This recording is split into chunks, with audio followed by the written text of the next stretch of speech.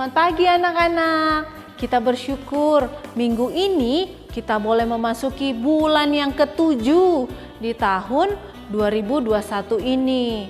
Ayo, kita harus tetap semangat dalam beribadah kepada Tuhan, memuji Tuhan, menyembah Tuhan, dan juga kita boleh sama-sama mendengarkan firman Tuhan.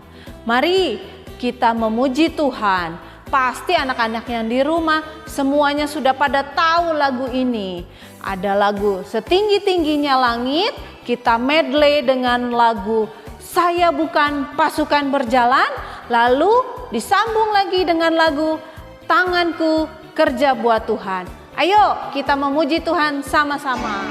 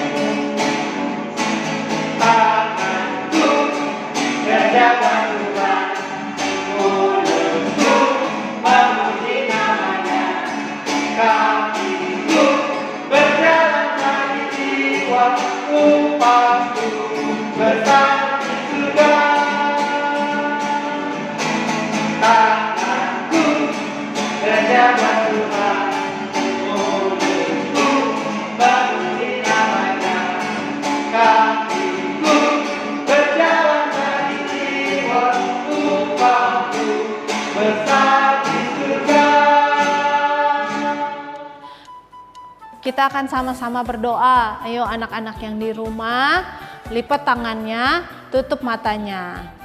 Mari kita berdoa. Tuhan Yesus, terima kasih karena Tuhan sudah menjaga dan memelihara setiap hidup kami. Tuhan Yesus sudah memberkati pekerjaan papa mama dan juga sekolah kami. Sekalipun kami sedang libur sekolah, tetapi kami mau tetap sehat dan juga tidak terjangkiti oleh virus-virus yang ada di luar. Tuhan, berikan kepada kami, setiap kami, kekuatan supaya kami tidak bosan di rumah. Kami mempunyai hiburan dan permainan bersama papa, mama, dan juga adik dan kakak. Tuhan berkati liburan kami bersyukur, kami boleh memuji Tuhan, dan juga kami boleh diberikan kesempatan untuk mendengarkan firman Tuhan. Tuhan berkati setiap kami, di dalam nama Tuhan Yesus kami berdoa. Amin. Anak-anak, kita akan mendengarkan firman Tuhan tentang bagaimana kita boleh mempersiapkan hati kita untuk melayani Tuhan. Untuk cerita Alkitabnya terambil dari Kisah Para Rasul 16 ayat 4 sampai 15. Nah, langsung ada sebuah video singkat. Kita akan saksikan video tersebut sama-sama. Yuk, kita nonton sama-sama?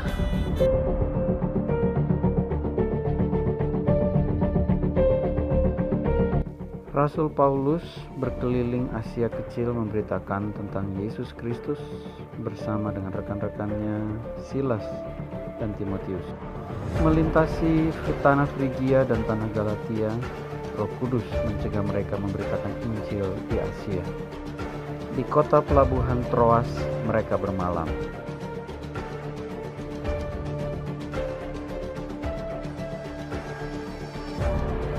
Malam itu Paulus mendapatkan penglihatan. Seorang Makedonia berdiri di situ dan berseru kepadanya, "Datanglah kemari dan tolonglah kami." Dia memberitahukan teman-temannya dan mereka memutuskan untuk berangkat ke Makedonia.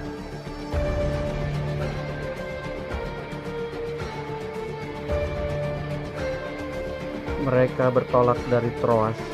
Jalan yang paling cepat adalah berlayar ke pulau Samotrake. Dan keesokan harinya tibalah mereka di Neapolis.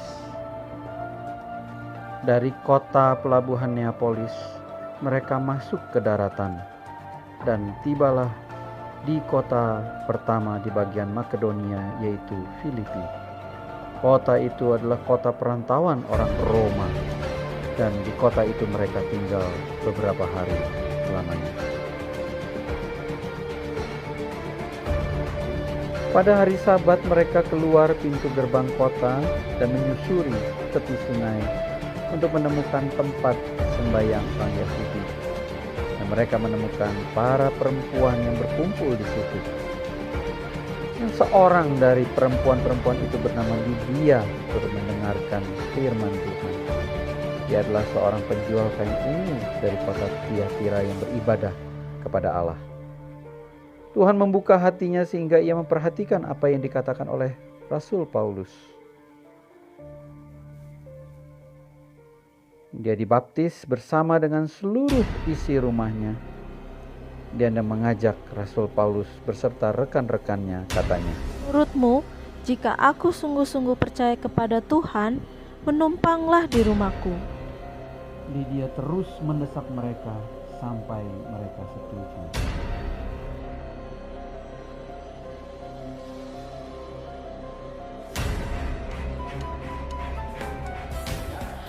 Nah, dalam video tadi diceritakan bahwa Rasul Paulus itu adalah seorang murid Tuhan Yesus yang sangat giat di dalam memberitakan Injil.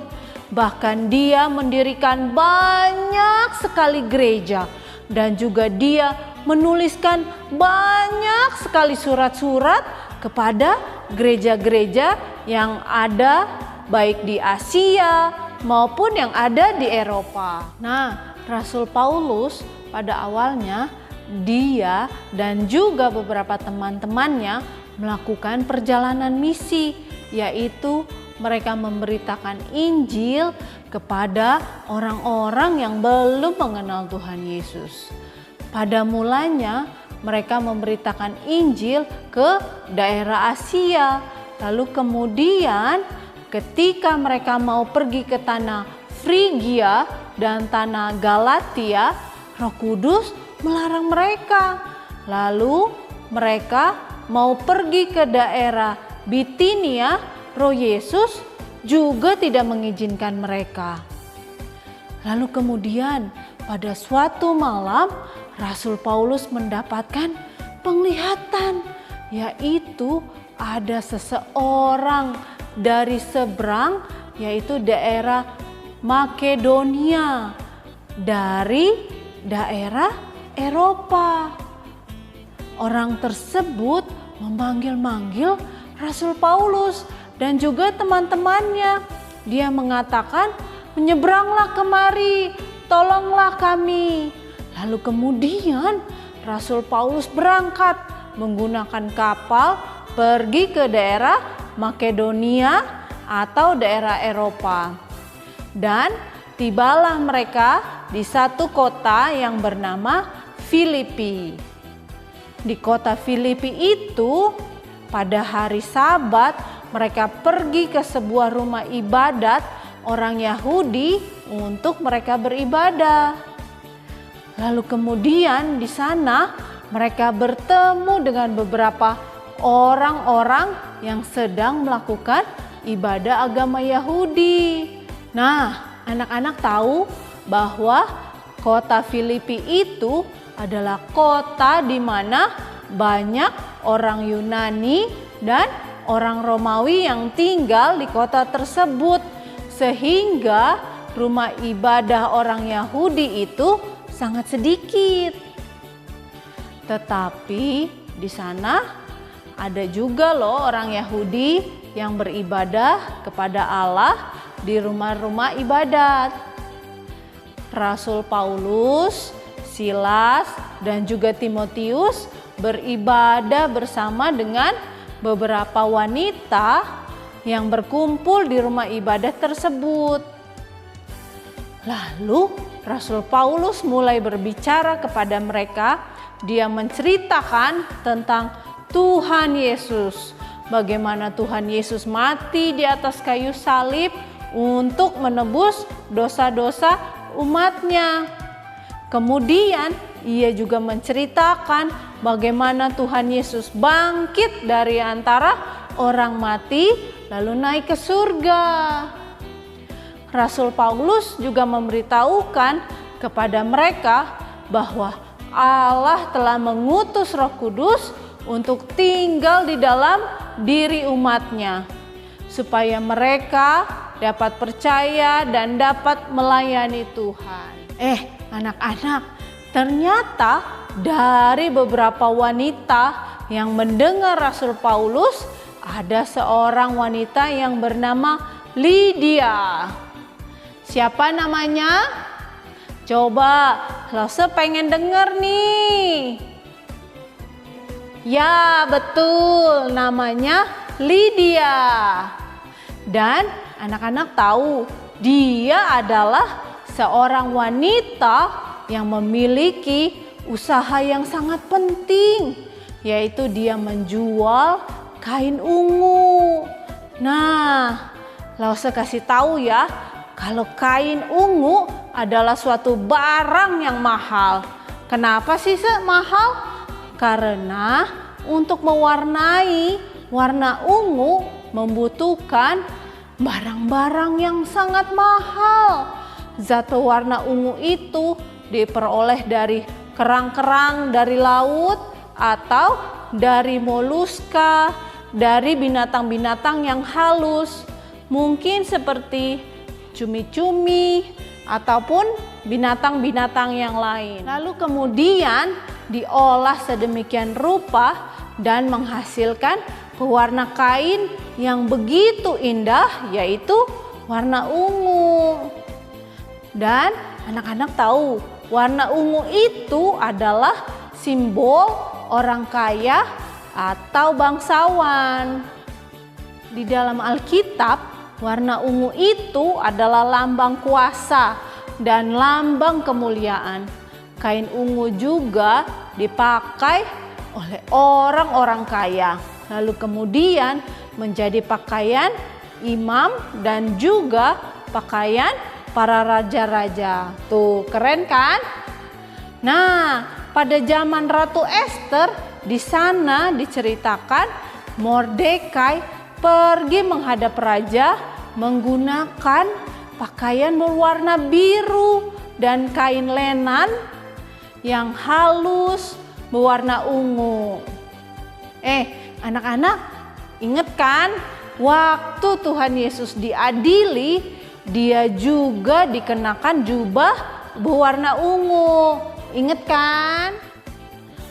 Nah, pada cerita kita hari ini juga menceritakan seorang Lydia yang berasal dari Tiatira.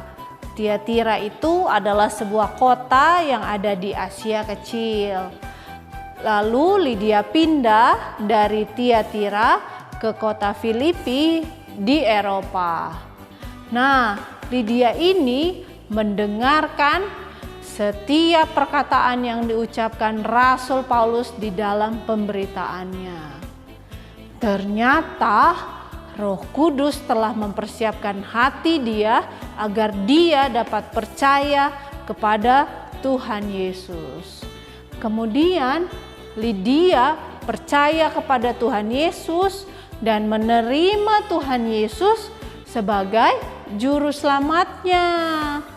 Lydia beserta seisi rumahnya dibaptiskan. Wow, Tuhan Yesus hebat ya. Nah, sekarang Lydia siap untuk melayani Tuhan. Dia berkata kepada Rasul Paulus dan juga teman-temannya, "Datanglah ke rumahku dan tinggallah di sana." Lydia membantu murid-murid Tuhan Yesus dengan melayani mereka, memberikan makanan, memberikan tempat tinggal yang baik. Lydia menyambut mereka di rumahnya. Rasul Paulus, Silas, dan juga Timotius tinggal di rumah Lydia selama mereka mengabarkan berita keselamatan tentang Tuhan Yesus di kota Filipi tersebut. Hebat ya. Nah, anak-anak, kita juga harus seperti Lydia yang melayani Tuhan. Karena Tuhan sudah mengasihi kita, Roh Kudus sudah mempersiapkan hati kita untuk percaya kepada Tuhan Yesus. Tuhan Yesus sudah mati di atas kayu salib untuk menebus dosa-dosa kita. Nah, kita hanya tinggal percaya kepada Tuhan Yesus. Kita harus menerima Tuhan Yesus sebagai Tuhan dan Juru Selamat di dalam hidup kita. Lalu kemudian kita bisa melayani Tuhan dengan benar. Kita bernyanyi memuji Tuhan, kita berdoa kepada Tuhan, bukan hanya doa makan atau doa tidur ya, tetapi dalam segala hal kita harus tetap berdoa kepada Tuhan. Oh ya, kita juga harus berdoa supaya pandemi COVID-19 ini cepat berlalu. Dan biarlah Tuhan tetap menjaga papa, mama, dan juga semua kita dari mara bahaya. Supaya kita terhindar dari virus-virus yang tidak baik.